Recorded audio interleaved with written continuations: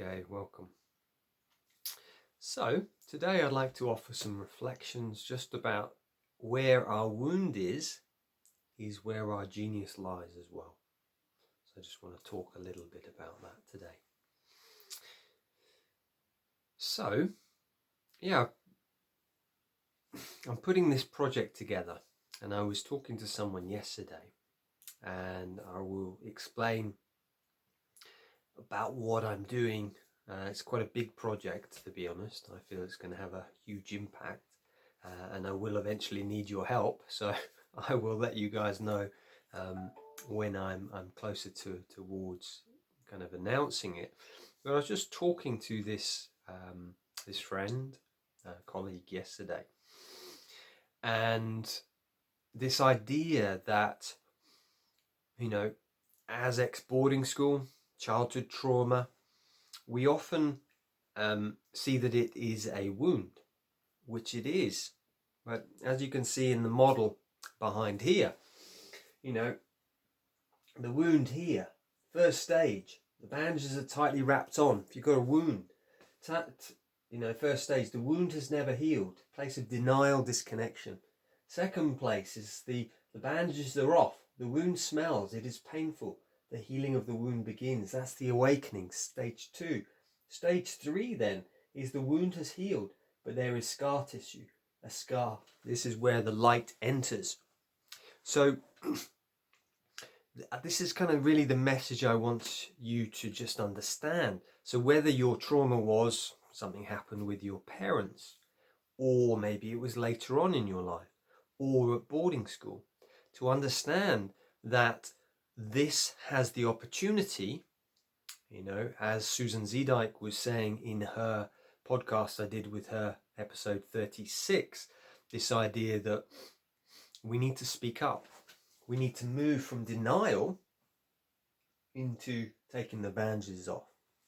But then once we've spoken, we've grieved, what Joy Shavrin says, and also other authors, then we move into more joy. And what I was speaking to my friend and colleague about yesterday is that's where our genius comes from. That's where the light, you know, it's a Sufi saying that the divine, the light of the divine enters in through our scar.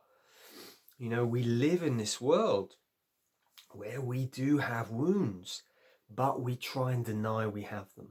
And we can see that, in my opinion, with many of our leaders. They are wounded, and they have been wounded, but they've got it wrapped on. Oh, no, I'm fine. But actually, if they unwrapped the wound, they spoke up, they moved into stage 2, and they spoke up, then they could move into stage 3, their genius. You know, become really powerful, amazing leaders to take this world forward. The same with us. Can we be aware of our wound, that actually this is the light, this is where the light enters? So yeah, it's just a few words, just a bit of inspiration, you know, to see that my work is because as I've started to connect with boarding school, my own childhood trauma, you know, what I went through, seeing that now that's my gift, that's where I have the most passion. It's like, I want to tell the world, I want to explain to people the impact that boarding school has, that childhood trauma has on people. And not for us to get lost in the poor me. Sometimes I feel in stage 2, we can get lost in that victim. Oh, it was a terrible thing. And that was me for, 10, 15 years. Oh, it was terrible. To actually move into stage 3, to go, there's actually genius there. That actually there's a gift there. And there's gold. And this is what, in this book here, I had it out just a moment ago. There it is. You know, this book here, Iron John, he says in here, page 42, this idea that where your wound is, that is where your genius lies. And it's also, that's where you'll give your greatest gift to society. So really see that if you have a wound, see that it is actually has the opportunity to be your gift and your genius. So just invite you to meditate on that, sit with that, be with that. It's like, oh, that's the next stage to moving from stage 2 to stage 3. So have a wonderful week. Delibe Onyame, his podcast will go live on Friday. That's fascinating. Amazing guy. Went to Eton, the first black boy to graduate in the 60s. He wrote a book about his life there, called, in the 70s it was called Nigger at Eton.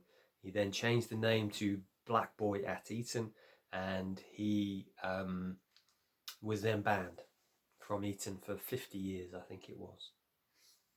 So, talking to him, great conversation. I've got the head of the Mankind Project, Bill Cowth, coming on in a couple of weeks. I've also booked on a lady called Claudia Gold, who's a contemporary of Susan Zeedyke, for July. And I've got a set of amazing women coming on in the beginning of July to talk about boarding school for women as well. So got 4 great conversations coming out in the next few months. So and just keep shining your light, guys. If you have a gift there, and I'm really excited to see this gold start to shine. So many blessings. Take care.